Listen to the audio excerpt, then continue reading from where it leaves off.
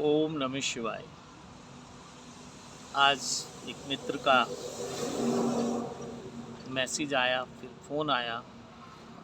वो कहते हैं कि मेरे कान में कुछ बजता रहता है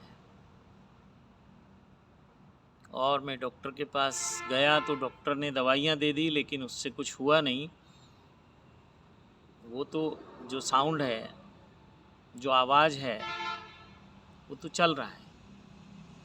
तो उनसे बात होते बात समझ में आई कि उनको अनहद नाद प्रकट हो गया। अनहद नाद प्रकट हो गया। तो बहुत लोगों के पिछले जन्मों की साधनाएं बहुत अच्छी होती हैं, तो उनको नाद एक तरह से आशीर्वाद कहिए या उनके प्रारब्ध कहिए या ऐसा एक जीवन में घटनाक्रम कहिए कि वो नाद प्रकट हो जाता है बिना किसी साधना के भी, या फिर ये साधना के बाद होता है। जो इसका एक तरीका है, सिस्टम है, जपा अजपा और अनहद ओमकार, ओम। तो ये होना तो ऐसे ही चाहिए, लेकिन आजकल प्रतिस्पर्धा का युग है। साधु संतों में और जो आध्यात्मिक लोग हैं उनमें जितनी प्रतिस्पर्धा है, वो तो मुझे लगता है कि आम लोगों में नहीं है। आप देखते ही हैं, दुनिया भर की वीडियो आपके पास उपलब्ध हैं, तो कैसी प्रतिस्पर्धा है। एक विषय आप डाल के देखिए, कोई टॉपिक, उस पर हज़ारों लोगों ने अपने विचार रखे हुए हैं। जिनको उसका अनुभव नहीं है वो भी उसके बारे में बात कर रहे हैं। ये युग बड़ा अद्भुत युग है, लेकिन ये आपको देखना है। जहाँ जो आपका स्तर है वैसा ही गुरु आपको पसंद आएगा, तो फिर जुड़ जाओ। और जब आपको लगे कि यहाँ हो गया जो जितना होना था, तो आगे निकल जाओ। अब रुकने का समय नहीं है। समय बहुत तेजी से परिवर्तनशील है। ऐसा लगता है कि अभी बहुत ज़्यादा मूवमेंट में है पूरा यूनिवर्स, और कुछ होने वाला है, ऐसा आभास होता है। ऐसा विज़न होता है बहुत बार कि कुछ बड़ा घटनाक्रम चलने वाला है इस यूनिवर्स में। अभी कुछ दिन पहले इसकी शुरुआत हो ही गई कोविड के रूप में। तो कभी भी किसी भी दिन कुछ भी यहाँ धमाका हो सकता है। आप देखो, वॉर चल ही रही हैं, कितने सारे देश आपस में लड़ रहे हैं और ये तैयार बैठे हैं एक दूसरे को तबाह करने के लिए। तो उसमें जो देश अभी युद्ध नहीं भी कर रहे, उनकी भी मजबूरी बनेगी कि उनको शामिल होना पड़ेगा, और नहीं तो उनको भी उड़ा दिया जाएगा। तो अपनी रक्षा के लिए कुछ भारत जैसे लोगों को भी खड़ा होना पड़ेगा। किसी के साथ तो खड़ा होना ही पड़ेगा। तो फिर कुछ नहीं कहा जा सकता। ये समय बड़ा अनप्रिडिक्टेबल है। तो ये युद्धों का समय है। और साथ ही साथ जैसे ओशो को मैंने पढ़ा, तो वो कहते हैं कि ये बुद्धों का समय है। ये समय ऐसा है कि यहाँ कोई बुद्ध होना चाहेगा तो बहुत तेज़ी से उसकी बात बन जाएगी, बहुत आसानी से ये काम हो जाएगा। और किसी भी आप परंपरा से जाएं, किसी भी मार्ग से जाएं, तो बुद्धत्व सहज घटित होने वाला ये बिल्कुल समय चल रहा है, चक्र चल रहा है, ये काल चल रहा है। और जो लोग युद्ध की तरफ जाना चाहेंगे तो वो भी सब बिल्कुल तैयार है, बस आपके शामिल होने की देर है। तो विध्वंस भी इस समय होने की पूरी कगार पे है, पूरी ऊंचाई पे है, पूरा टॉप में है। और सर्जन भी होने के लिए वो भूमि के भीतर है, वो भी बाहर आना चाहता है, सर्जन भी और विनाश दोनों। तो दोनों का जो चक्र है, ये विनाश होगा तो फिर सर्जन होगा, और सर्जन होगा तो फिर विनाश होगा। जिसका जन्म होगा उसकी मृत्यु होगी, और जिसकी मृत्यु होगी तो उसका जन्म होगा। तो समय बहुत शुभ है, बहुत ही सकारात्मक है, बहुत पॉजिटिव है। थोड़ा सा भी साधना करने वाले लोग बहुत जल्दी इसका लाभ ले सकते हैं। तो अनहद नाद जो है वो सहज प्रकट होना चाहिए। आजकल लोग ईयर प्लग लगा लगा के ज़बरदस्ती सुनवा रहे हैं, जबकि योग में ये बहुत पहले से, जब हम भ्रामरी प्राणायाम करते हैं तो बाहर हम ओमकार का गुंजन करते हैं, ओम का गुंजन करते हैं और कानों को बंद कर लेते हैं। तो जब हम 5 बार, 7 बार, 10 बार, 11 बार भ्रामरी प्राणायाम कर लेते हैं तो भीतर नाद अपने आप सुनने लगता है, लेकिन वो थोड़े समय बाद फिर वो खो जाता है। तो एक इशारा तो वहाँ मिल जाता है। आजकल लोगों ने होड़ लगी हुई है कि वो ज़बरदस्ती सुनवा रहे हैं, तो ज़बरदस्ती से नुकसान ज़्यादा है, फ़ायदे कम हैं। जो परंपराएं इस कार्य को कर रही हैं वो जानते हैं, उनके लोग घर के रहे न घाट के रहे। अनुभव आपको पहले चरण का भी नहीं है और ज्ञान आपको तीसरे चौथे चरण से दिया जा रहा है। जैसे ओशो की अगर मैं बात करूं तो ओशो ने ध्यान से शुरू किया। जैसे पतंजलि अष्टांगिक मार्ग को वो बड़ा हेल्पफुल बताते हैं, बड़ा सिस्टमेटिक बताते हैं। पतंजलि को ओशो वैज्ञानिक मानते हैं, आध्यात्मिक वैज्ञानिक वो कहते हैं। और पतंजलि ऋषि ने योग को जो सिस्टमेटिक बनाया, आम जनमानस के लिए उसको बनाया, तो वो आपके सामने है। तो ओशो यम, नियम, आसन, प्राणायाम, प्रत्याहार, धारणा, इन सबको छोड़ देते हैं, 6 चरण छोड़ देते हैं, 7वें ध्यान से शुरू कर रहे हैं। तो उसकी तैयारी कितने लोगों की है ये तो कभी आप सोचते ही नहीं है। ओशो जहाँ से शुरू कर रहे हैं ध्यान की बात, ओशो जहाँ से शुरू कर रहे हैं ज्ञान की बात अपने आज्ञा चक्र से, तो उसी लेवल के लोग समझेंगे। और बाद के लोगों के लिए तो वहाँ सब कुछ है। फिर वो अब देख रहे हैं आप, ओशो के बाद जो लोग ओशो से जुड़े, ओशो के प्रवचन सुन के, ओशो की पुस्तकें सुन के, तो वो भटक रहे हैं अभी, क्योंकि साधना तो है नहीं। साधना के नाम पे अपनी वासनाएं पूरी करने के लिए एक प्लेटफॉर्म है। तो ओशो तो जानते थे कि यही तरीका है। अब उनको पहले कहें कि तुम शराब छोड़ के आओ, तुम मीट मांस छोड़ के आओ, तुम बीड़ी सिगरेट छोड़ के आओ, वो तो बेचारे आ ही नहीं पाएंगे। तो ओशो ने एक रास्ता बना दिया और ये शुभ है। लेकिन जो लोग ओशो को सुन रहे हैं, समझ रहे हैं, तो आप देखें कि ओशो ने वहाँ से शुरू किया है। पहले के 6 चरण तो छोड़ दिए, 7वें से शुरू किया है, ध्यान से शुरू किया है, और बस 8वां समाधि है। तो समाधि पे ओशो ने बहुत ज़्यादा बात नहीं की, केवल ध्यान पे बात की है।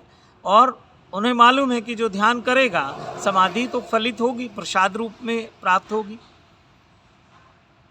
तो कौन गुरु आपको कहाँ से लेके चल सकता है ये देखना पड़ेगा।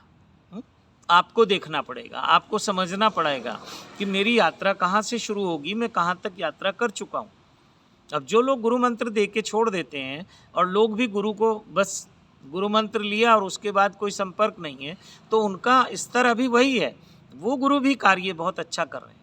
बहुत बार मैं देखता हूँ लोग उनकी निंदा करते हैं। नहीं, निंदा नहीं है, ये वो लोग हैं जो बिल्कुल जहाँ प्रेप बोलते हैं या बिल्कुल प्राइमरी बोलते हैं, या बच्चे को ABCD सिखाने की बात है, ऐसे अनार आसे आम सिखाने की बात है, ये तो वहाँ से काम कर रहे हैं। तो इनका योगदान तो बहुत अद्भुत है। सच पूछो ये तो नींव के पत्थर हैं। जितना ज़्यादा स्ट्रोंग आपका नाम जप होगा, उतने ही वो पिलर, आपका जो भवन है साधना का, वो पिलर उतना मजबूत होगा। तो ओशो के साथ ये बड़ी प्रॉब्लम हुई। उस समय तो नहीं, ओशो तो भारत ही छोड़ के चले गए थे, क्योंकि सच पूछो तो जो लोग प्यासे थे वो उस समय ज़्यादा से ज़्यादा संख्या में यूरोपियन लोग थे। तो उन्होंने कहा कि यहाँ आए दिन वाद विवाद होते हैं। ओशो के खिलाफ यहाँ कितना षड्यंत्र चल रहा था। तो ओशो ने यही सोचा कि मैं इसमें ना उलझ के जो मेरा कार्य है मैं उस पर ध्यान दूँ। तो अमेरिका चले गए, लेकिन अपने स्वभाव के अनुसार वो सत्य ही बोल सकते थे, उसके अलावा कुछ बोल नहीं सकते थे। तो सत्य बोला तो वहाँ की सरकारों को वो बर्दाश्त ही नहीं हुआ, और जो भी उनके साथ हुआ आप सब जानते हैं। तो बहुत सारे लोगों को अपने आप को चेक करना पड़ेगा कि आपकी यात्रा कहाँ से शुरू होगी। आपको मंत्र जाप अच्छा लगता है तो वहाँ से करिए, अजपा जाप अच्छा लगता है तो वहाँ से करिए, अनहद नाद से शुरू होती है तो वहाँ से करिए। उसके बाद फिर जैसे जैसे यात्रा आपकी बढ़ेगी आप स्वयं देखते जाइए, और वैसे ही गुरु के पास आपको जाने से लाभ भी होगा।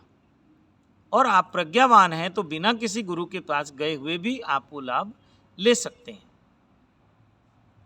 तो ठीक है, बात अनहद नाद की है, तो अनहद नाद पे बहुत बड़ा खेल चल रहा है। बहुत सारे लोगों की वीडियो हैं, बहुत लोग अपने वक्तव्य देते हैं, बहुत लोग समझाते हैं नाद क्या है कैसे।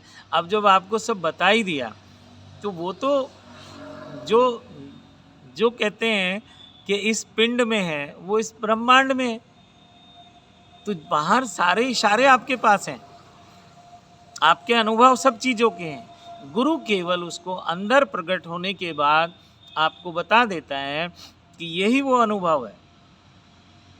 अब जैसे नाद की बात है, तो नाद का जो एक्सपीरियंस है वो सबके पास है। कुछ लोगों के पास, ज़्यादा लोगों के पास बाहरी रूप से है। जब वो भीतरी रूप से इस नाद को जानेंगे, ये नाद प्रकट होगा, तो उन्हें याद आएगा कि अच्छा, तो वो उपमा करने लगते हैं कि वो तो बांसुरी जैसा है, वो तो झिंगुर की आवाज़ जैसा है, वो तो तरह तरह के फिर बातें लोग जोड़ लेते हैं बाहर के अनुभव के अनुसार। और ये नाद का मतलब इतना ही है, जब नाद प्रकट हो जाए, अब आप अस्तित्व के साथ लयबद्ध हो गए, होने लगे हैं। अब अस्तित्व अपने रहस्य आपके सामने खोलने लगेगा अगर साधना ठीक डायरेक्शन में जाएगी। तैयारी है तब। बहुत सारे लोगों को अनहद नाद का अनुभव करवा दिया जाता है गुरु के द्वारा, जबकि तैयारी नहीं है तो उनकी कोई गति नहीं होने वाली है। ऐसे बहुत सारे लोग हैं, तो इसलिए जो अच्छे मार्ग हैं वो तो आपको पहला मंत्र दे देते हैं, दूसरा प्रकट होने देते हैं, दूसरे की क्रिया बता देते हैं और तीसरे को प्रकट होने देते हैं। तीसरा जब प्रकट हो गया तो फिर आगे का मार्ग खुलने लगता है। आपका गुरु आपके भीतर है तो फिर वहाँ से मार्गदर्शन होने लगता है। तो ये 5 जो नाद हैं, तो 5 ये ऐसे तो नाद में जो भी खोज होती गई हैं, पहले जो हमें मिलता है शिव पुराण में कि भगवान शिव ने सबसे पहले जब एक से अनेक होने का भाव हुआ, एको हम बहुश्यामी, तो जब उनको ये भाव हुआ एक से अनेक होने का, तो सबसे पहले उन्होंने पार्वती को अपने से अलग किया और दोनों ने फिर नृत्य किया। और नृत्य करते करते उन्होंने 5 नाद प्रकट किए। वहाँ नाच रहे हैं वो दोनों उसकी धुन पे, और फिर अपनी लीला, इस संसार को बनाने की लीला रच रहे हैं। फिर उन्होंने इस समुद्र बनाए, आकाश बनाया, पंचतत्व बनाया, पृथ्वी बनाई, सब तैयार हुआ, प्रकट हुआ उनके एक भाव से। और जब ये हो गया तो फिर इस यूनिवर्स में, ब्रह्मांड में ग्रह नक्षत्रों को स्थापित किया और फिर ये सिलसिला चल पड़ा। तो नाद बहुत शुभ है अगर उससे पहले की तैयारी हो चुकी है। और अगर अनुभव कुछ नहीं है, आपकी आंखों पे पट्टी बांध के और आपको उठा के कोई मंजिल पे ले जाए, तो बीच का अनुभव तो नहीं मिलेगा, तो वो आप आगे नहीं बढ़ पाएंगे, तैयारी नहीं है। तो ये साधक ध्यान रखें। गुरु लोग तो कोशिश करते हैं बस पट्टा डाल दो गले में, कुछ ऐसा दे दो कि फिर ये कहीं भी जाएगा तो अनुभव तो वही है, तो उसकी तैयारी नहीं देखते। कोई भी चला जाए, आओ, शिविर लगाए जाते हैं, बड़े बड़े समागम किए जाते हैं, 3 दिन के, 5 दिन के, उन्हीं में दीक्षा दे दी जाती है। और उन 3 दिन 5 दिन में एक माहौल बन चुका होता है, तो आप भी तैयार हो जाते हैं।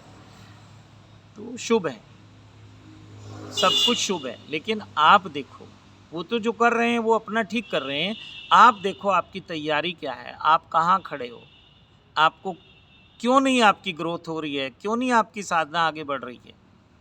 तो अनहद अगर कुछ मित्रों को प्रकट हुआ है तो कैसे हुआ है वो देखें।